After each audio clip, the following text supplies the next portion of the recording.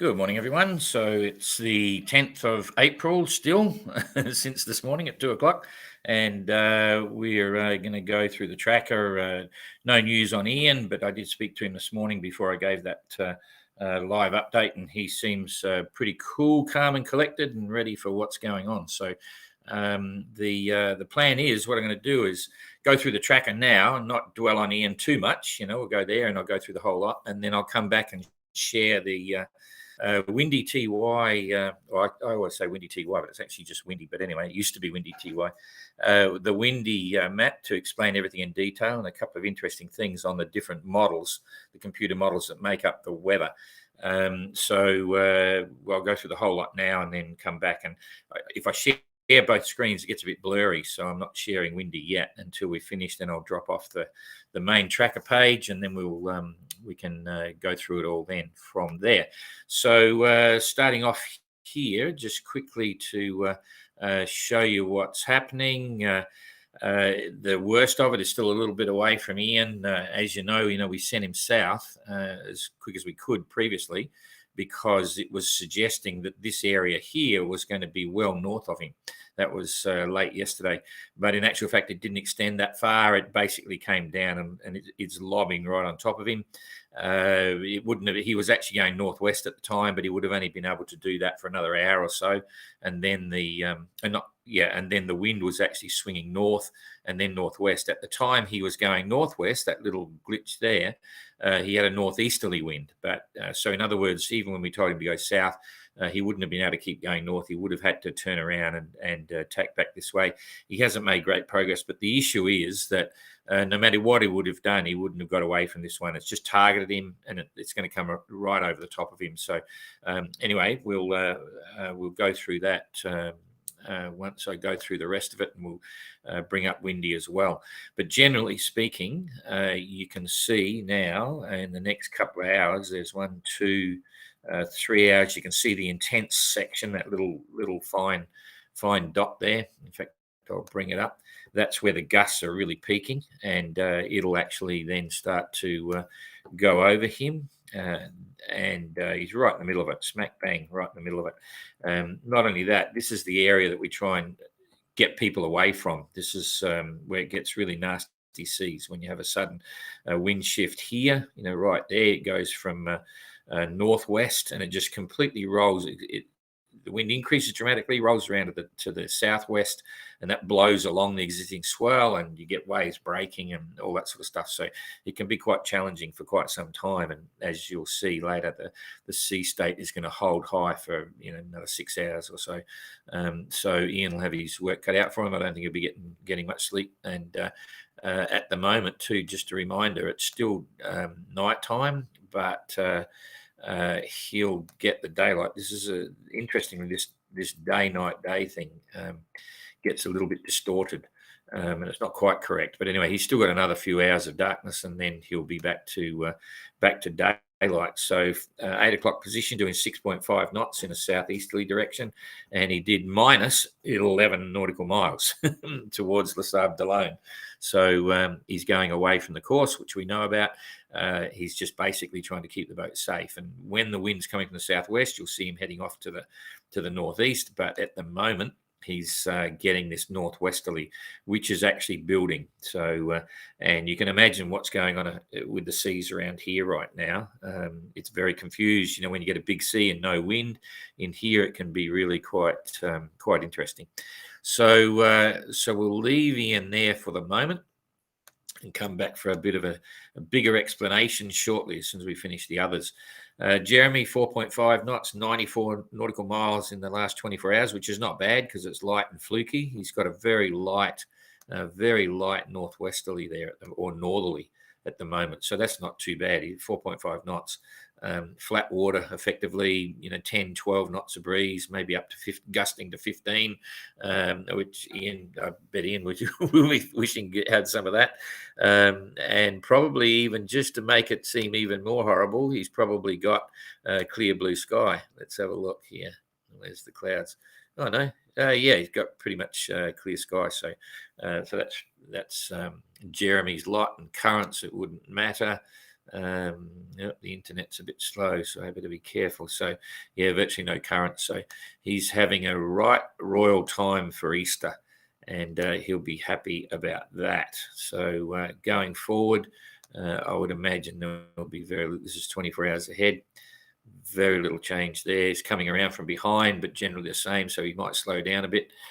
And 2 days ahead, he'll be sitting in around in this lot here with either light headwinds or whatever, because the distance that he's got to go, if he's doing another 100 miles or so, there's 1 day, maybe 160. He might just be into these light headwinds. He'll be somewhere in here anyway. So nothing really to report for Jeremy. So that's kind of cool. Let's have a look at Captain Goog. We come back here a bit. Captain Goog's nearly quite there. So he's doing 3.8 knots. At least he's moving, so that's good. Looks like the wind's behind him. 41 nautical miles in the day, so he hasn't progressed very far, but at least he is moving, and he's very close to the edge of the northeasterly trades there. You can see this following breeze he's got. He's following that. He'd have everything up. Which is pretty good. Flat water, again, looking pretty cool. So I'm going to slide this forward because the internet's a bit slow. Yeah, he's basically sailing towards the trades now. It's very fluky there, but I reckon in the next 24 hours, he's probably going to get there. Yeah, because there is a bit of a breeze here. So it'll come from where it was light behind him. It's going to swing around to the front, and I think you'll see Goog doing another in the next 24 hours. He'll probably do another 50, 60 miles. And then on the second day, he'll be right into the edge of it. And it looks like that's going to continue to come down. And certainly, yeah, the trades aren't backing away. If anything, they're coming down to meet him. So Goog's there goes the internet. Goog is looking as if he could be okay there. So that's cool. Let's see what happens. Hopefully that little bit there, yeah, it's gone back again. So that's fine. So 3 sailors in a row. What's happening here? First of all, the statistics. Kirsten's doing 4.6. She was actually going faster in the last one. She was doing about 5.6. So she might be heading up higher, like she's pinching high, trying to hold up with the breeze.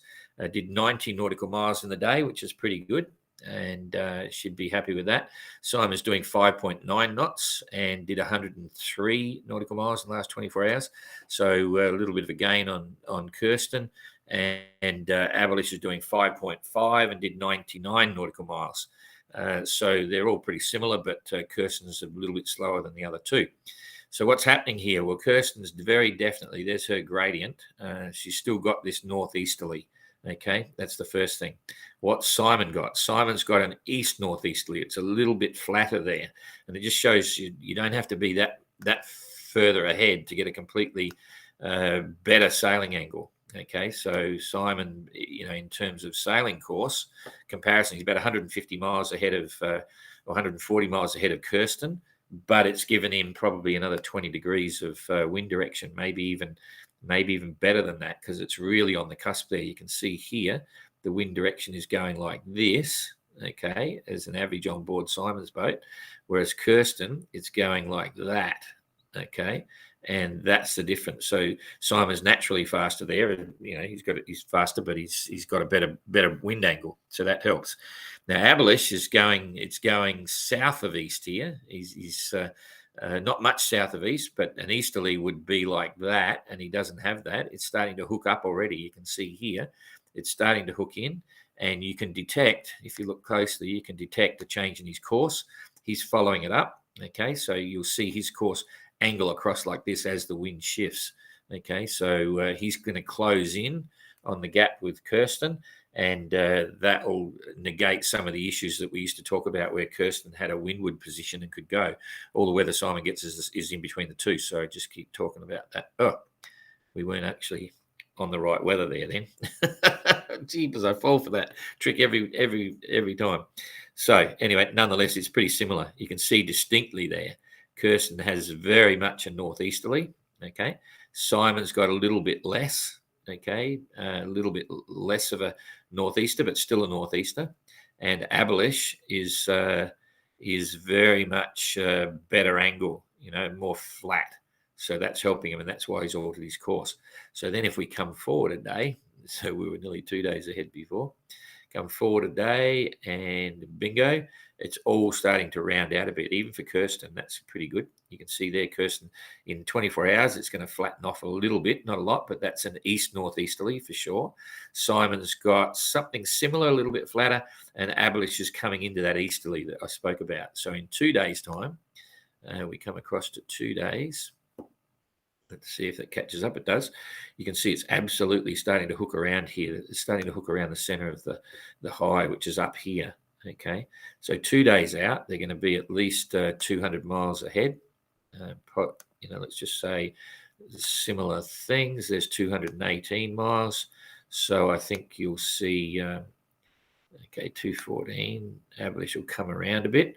So that's putting the wind on the beam at that point. So Abil is going to be somewhere here. So they've still got a sailing breeze, a nice one. That's going to be, 15 knots, which is perfect. He'll have everything up and his secret sail for sure. Simon will be starting to hook around a little bit as well.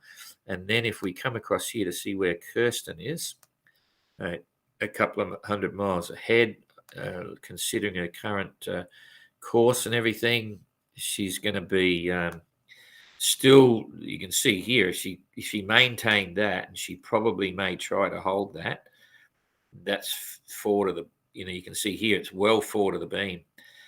So she's not going as fast at all. And Simon's coming around here in gentler breezes, which means he can get everything up.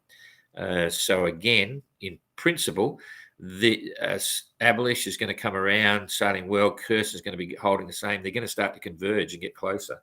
And if we look at the big picture, that's generally heading them up towards the Azores. This is up here. And Abil is going to be heading in this direction. So that's day 2. Let's just see what happens here as it goes forward. I'm going to do it in daily lots because it'll be easier with the internet. So this is day 3. Okay, the center of the high was here, okay, right below the Azores, and now it's starting to shoot up, but there's still a trough. It just means that there is not a trough, but a hollow here with light breezes. So again, it's all continuing in the same pattern as what I was suggesting on Friday.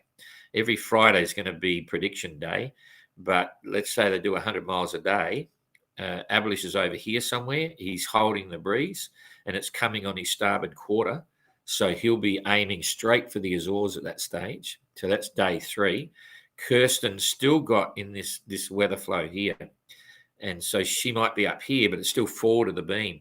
Okay, so she's going slower for sure. Maybe wrong, but let's just wait and see. So we'll get rid of that. Just remember, Abil is on 30 degrees north latitude and around about there. And we'll go through another day, 14th. There's the next day. Okay, so there's still breeze there. That's the good news. Okay, finally, the wind is swung for Kirsten, but it's lightening off. And Abil will be up here into this one. And this is the game changer potentially if he holds that up into the westerlies. And Kirsten will be back here with the light stuff. So all eyes are on the weather and on Kirsten and Abil. And we'll see what's happening. And just to be a real devil's advocate here, I'm going to go forward another day. In fact, I'll take it to its end game here. That's on day 5, on the 15th. Ooh, jeepers. Okay, Abil won't be able to hold that. They're both going to slow down. Well, I doubt he will anyway. Oh, maybe he can.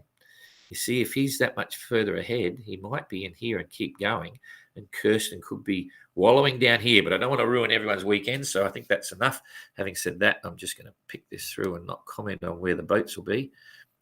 But, yep, there's the big ride. This is the ride that you're looking for to get back to Les Sables d'Olonne. And crossing over this transition zone here is the challenge. So Kirsten's got to stay up with Abil and get up there as best she can, to try and stay in touch and get into this weather pattern. If she gets caught here, it's game over.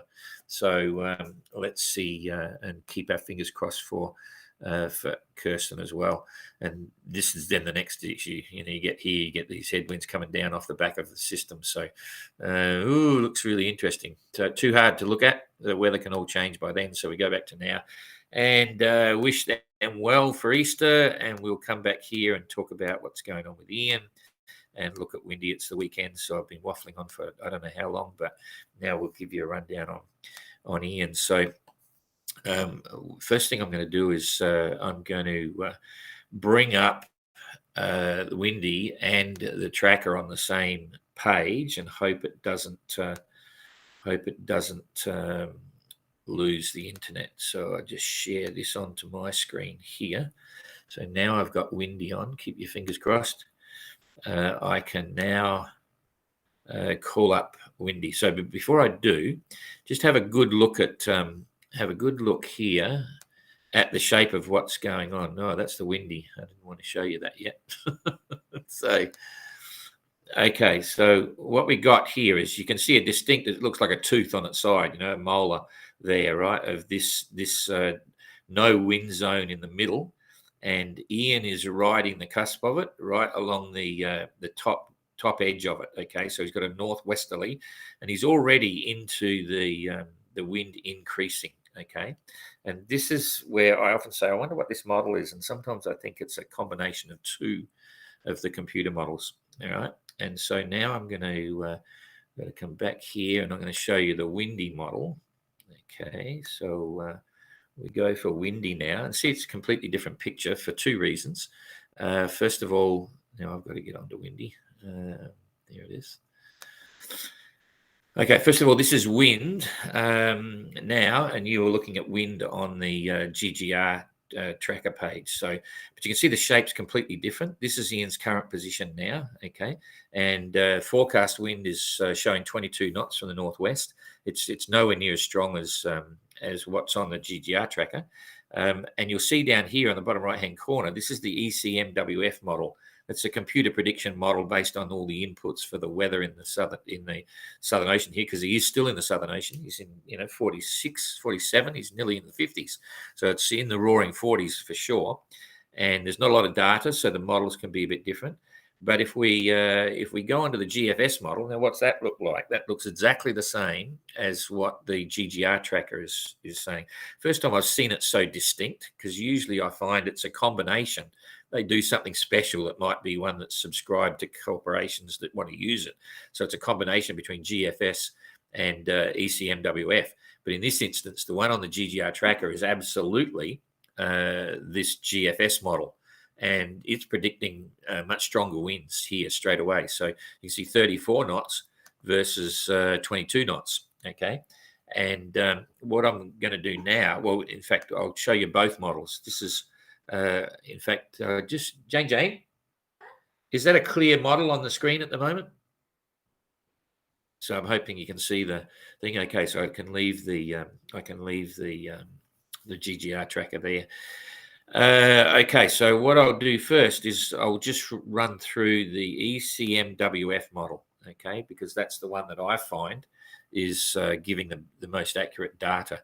And I'm going to come through to, well, I'll do it both ways. First of all, I'll do it with just the wind forecast. It's a northwesterly. It's picking up to 36.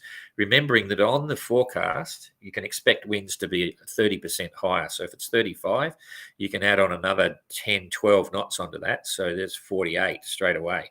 So it'll be gusting to 48. That's what Joy's doing. You can see now, I'll just build this up. You've got this little extreme patch, but Ian on this model is right where we don't want him to be. This is the confusing zone. This is the worst one here because it's the tightest, right, where it really goes north, going northerly, and then it's going to come up from a southwesterly. It literally nearly changes through 180 degrees, and that just does horrific things. And you may remember what was going on in the 2018 GGR. We got a couple of incidents where a couple of different boats, similar formats, month apart. It gets very confusing. So it's on this model, it comes over, but he just misses the peak. Okay, so but then again, this is the wind forecast. It's forecasting southwest 50 knots, so that means you can add another 15 knots onto that, which is 65. So anyway, it moves across pretty quick, back down to 40. This is forecast wind, remembering that. So that's what the model is showing for wind forecasts. Now, if we come back here to wind gusts, It's a completely different picture and it looking really interesting to say the least. And this is now coming at his current position, gusting 48. You can see the most extreme. That whenever it's white, that big white that was just there a minute ago was 80 knots or over 80 knots, and it's coming across. And Ian's just on the bottom edge. He's just missing that. So it's all nominal. This could be 100 miles out of position, could be down the bottom, but there's 84 knots, and if we go over here, it'll get higher. So 96 knots, okay, nearly 100 knots, okay. There was a 97 in there, so 98. So you can say that if this is forecasting, you could be looking at 100 knots there, and that's quite extreme to say the least. So, but Ian's position, and this is where it's irrelevant because you can't get that accurate, and the difference here is, okay, that's 47.6. If I come up, that's coming up 20 miles. Only, and then we come up a bit more. It's 38, so that's about 30 miles. 30 miles out here for positioning this graphic is nothing. So really, Ian's potential wind could gust up to 100 knots, and the sea state then gets hard to predict, but going up to 6.9. Now that's not extreme because in the Southern Ocean, with this sort of stuff, it'd probably be about 12. So that's kind of nice to think about. But the other thing is that it's only 9-second period. I don't know whether you can see that, but there's a 9-second period there, and that's quite close together as well. So anyway, it's all kind of interesting what's going on here. So it's going to get extreme. Ian's in good shape. We just got to wait and see what happens. We put the boat on 1 hourly tracking now, and we'll monitor that very closely. There's nothing for us to do at the moment. We're on standby if he needs to call us for anything, all those sorts of things. But I'm quite certain he'll be able to cope. He's had a bit of experience, so that's kind of cool. So now just come back to the timing at the moment, and I'll just go to the GFS model. So this is what's on the GGR tracker right now, okay? And this is the wind forecast for that, and it's substantially different, as I showed before, 36 knots versus 23 knots at the moment. So you can start to guess there's something in between the two, all right? And so this is forecast wind strength, 38 knots. Again, on both models, is showing right on that extreme point. There's 60 knots forecast, and you put another 30% on that, it's another 20, so 60, 70, 80 knots. So either way, both models are showing pretty extreme stuff. The good news is every one of those clicks is an hour, okay? This is moving really fast, which is a good thing because it doesn't let the sea start to build up in a ridiculous format. So whilst 44 knots forecast with gusts on top of that is getting up over 55, 60, 1, 2, 3, 4, 5 hours, and it's the worst. The peak is gone, and it's winding down very slowly. Okay, so that's the forecast wind. This is you can see how intense these things are because it's really moving fast and it's twirling, which means even this model may be wrong. So now I'll just come back to real time and we'll walk through the gusts. So there's the gust there. So it's on 53 knots at the moment. I think Ian's probably having trouble combing his hair right now.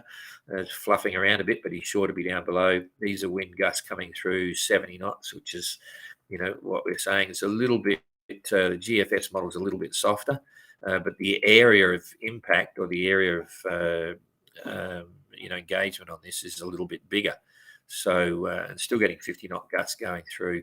So all very interesting stuff. And just to come back and check the sea state on this one, it should be pretty similar.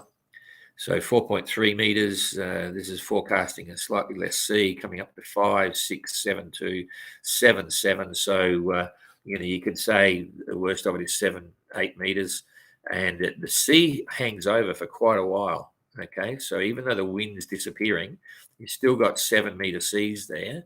If I come back to the wind model, you'll see the wind is dropping off down to 35. And the sea is staying there right to the very last minute. So there's still 7-meter seas. So that's all hanging behind the game there. So all very interesting. Anyway, that's about as much as about as much as there is to say right now. What I'm going to do is I'll just check for questions here on the side just to see if anyone's got anything. I'd say what to do in conditions like that. You wouldn't heave to? Absolutely no way. It would be impossible to heave to in that lot. Not so much the sea as the wind strength. It'll blow the boat around too hard. You try and backwind a head sail. The wind strength is so strong, it'll just blow the boat down. It's not really going to do. Short breaking seas, yeah, very demanding as well. He would need to be, and I'm sure he will. I'm not going to tell him what he should be and shouldn't be doing. It's pretty tough out there. But he will be thinking about streaming his drogue again. He'll try and keep it away from the hydrovane. And he'll be buttoned up down below, companionway shut properly, so it'll all be up to the hydrovane. And even in extreme winds, it's kind of still nice to put something up the front to make the bow fall down. A very small piece of sail. And there's something that I always talk about, which not a lot of people know about. You may have heard me talk about. I call it a vane sail, and I saw it from when. Sue Haley went round in that 68. Robin had it wasn't a storm jib, it was just a tiny triangle. It was flat, a flat piece of material that he used to put right out on his outer forestay and sheet it in tight. And it was literally like a wind vane, like a weathercock wind vane. And the idea was that when he was in extreme weather and he's towing warps, he'd have this little flat sail right up the front. So if the wind, imagine the wind's coming behind me over my shoulder. If the bow comes up like this, the wind hits the back of that vane sail and pushes the bow down. And I know Goog made one, we discussed it. And so he made one of those sails to put right up the front. And I think he might have used it once, I forget. But in these situations, that would be really handy because it's just keeping the bow down. And you don't need much sail area when it's blowing sort of, 60, 70 knots or higher, 80 or even, let's not even talk about 100 knots. So that's part of the game. So what do you call this in meteorological? A storm? Yeah, it's a serious storm. I haven't told you the bad news yet, but it's not bad news, but an interesting comment, which I'll show you in a sec. G'day from Brisbane. What to do in conditions like this? I've seen that one. I don't think there's any other questions. Coming from okay. Wishing Ian safe passage. Amazing. Okay. Okay. Hope you're all safe out. Okay. There's no questions there. But what we haven't spoken about, and it's sort of like one thing at a time, but once he gets through this one, there's another gale coming and it's going to go right over the top of him again in 2 days. So I'll, first of all, I'll get rid of Windy just so that make sure I don't get rid of the wrong one. Hang on. No, hang on a sec. I've got to see which is which. Here it is. Yeah, there. So I'll get rid of that one. Remove that. So we're not looking at Windy now. No, it didn't go. Anyway, remove. Are you sure you want to remove that? Yes. Didn't go anywhere. All right. Forget that. I'll put this up here. Is that going to go somewhere? What's going on? Something's not working with the program. Here we go. Okay, so this is the GGR tracker now. We're back into the GFS model by the look of it. So maybe it's not a combination of the two, but sometimes this model doesn't match up with what's going on Windy on either model. So if we scroll this forward, and I could have done this on Windy, but I just want to show you that once he gets through this one, there is another one coming in 2 days. And so the internet's going a bit slow. It's not wanting to. Okay. All right. So this one now leaves. And this is coming up to 24 hours out.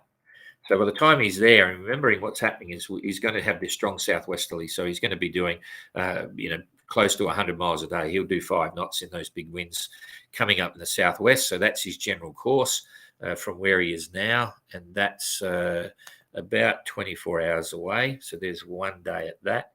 And then coming in on the second day, you'll see this thing happening here out on the left. This one here is starting to form up now.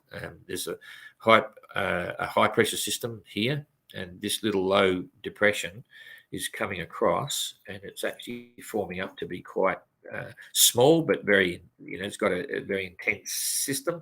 So if I leave that there for the moment and then I build this up, when Ian gets through that one, he's going to be no more than 200 miles away from where he is now. And 200 miles is around about there. There's 220. So, and the only thing I'll give him some. I'm not going to talk to him until he gets through this current one and let him run safe. So he'll be running in this direction. And then when he gets there, once he gets out of that and relaxes, I can send him a message and we'll think about what we want to do with this. But this is another one where, there's probably going to be another 50 knots, 55. It's very short, sharp, and sweet. It'll come through very quickly. You can see here, it's, this is, everyone is an hour, but he'll be a bit peeved about all that. You're thinking, oh, what? Not again.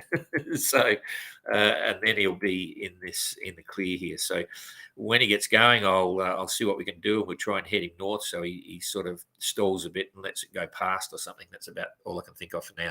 But I don't want to get into that too much. I just thought I'd let you know that it's not over yet until the fat lady sings. And he's got a great boat. Puffin is really well prepared and incredibly strong, hull and deck and all that sort of stuff. So let's see what happens. And I think that's it. I'm going to sign off now. We'll see you again tomorrow, if not before. We'll see you later.